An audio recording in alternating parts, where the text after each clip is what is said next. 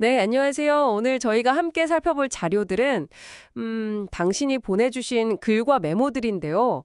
조금 더 행복해지고 싶다. 또 더 온전하게 살고 싶다는, 정말 솔직하고 개인적인 고민에서 시작된 생각들이 담겨 있더라고요. 그냥 더 많이 갖는 삶 말고요. 자신을 좀 더 깊이 이해하고 또 사랑하면서 살고 싶다. 이런 마음들이요. 이 자료들이 보니까 공통적으로 관계나 일, 그리고 뭐랄까, 나 자신을 대하는 태도, 그 안에서 결이 맞는 삶, 이게 뭘까? 이걸 탐구하고 있어요. 특히 사람 사이에 그 결이 있잖아요. 이 보이지 않는 흐름 같은 거. 이게 안 맞을 때 어떤 어려움이 생기는지, 그리고 그 속에서 어떻게 나를 지키면서 진짜 나답게 살아갈 수 있을까? 뭐 이런 걸 여러 각도에서 이야기하더라고요. 자, 이 자료들 가지고 좀 더 깊은 대화 나눠보죠. 아, 네. 저도 자료들을 보면서 그 결이라는 개념이 계속 눈에 들어왔어요. 이게 핵심인 것 같더라고요. 이걸 그냥 뭐 성격 차이 정도로 생각하기 쉬운데 자료들은 그보다는 좀 더 깊은 차원, 예를 들면 삶의 방향성이라던가 아니면 정말 중요하게 생각하는 가치관, 이런 게 안 맞는 걸 말하는 것 같아요. 나무에도 결이 있잖아요. 그런 것처럼 사람이나 관계에도 자연스럽게 흘러가는 방향이 있는데 이게 어긋날 때 그때 관계가 우리 삶에 미치는 영향이 생각보다 크다. 뭐 이런 분석이 참 흥미로웠습니다. 그렇죠. 자료 중에 한글에서는 이 결이 다른 관계가 그냥 좀 바른 거, 이걸 넘어서서 서로에게 침해가 될 때, 그때 진짜 문제가 시작된다, 이렇게 딱 짚어내더라고요.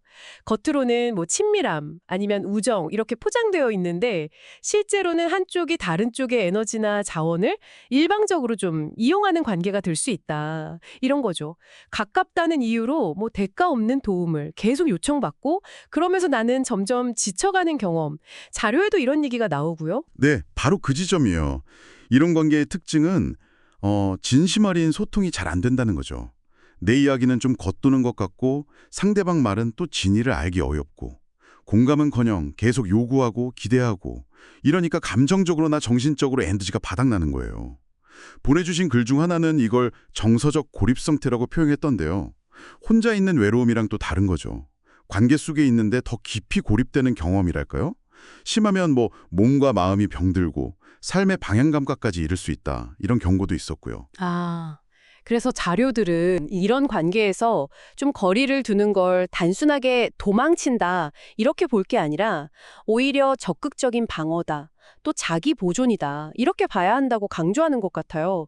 이 관점 바꾸는 게 되게 중요해 보여요. 맞아. 외로움이 두려워서 불편한 관계를 억지로 붙들고 있는 게 아니고요. 그 관계가 만드는 더 깊은 고립이나 소모, 이걸 피하려고 의식적으로 내 결을 지키는 선택이다. 이런 해석인 거죠. 네, 맞습니다. 결국 이 자료들이 공통적으로 지향하는 삶의 모습은 거짓 없이, 억지 없이 나 자신이 손상되지 않는 삶. 이렇게 요약할 수 있을 것 같아요. 뭐 빠른 성공이나 물질적인 풍요, 이런 외적인 기준보다는요. 오히려 지속 가능한 삶의 방식, 그리고 서로 존중하는 정직한 관계, 또 흔들리지 않는 내면의 질서, 이걸 더 가치 있게 여기는 태도죠. 그래서 혼자 있는 시간이 많아 보일 수도 있지만 사실은 결이 안 맞는 사람들하고 억지로 어울리면서 느끼는 그 깊은 소외감보다는 훨씬 건강하다, 이런 깨달음이 담겨 있는 것 같습니다. 그중에서도 저는 거짓말을 못해서가 아니라 거짓말로 얻는 일시적인 이득이 결국 내 삶에 아무런 의미나 가치를 더하지 못함을 알기에 진실함을 택한다.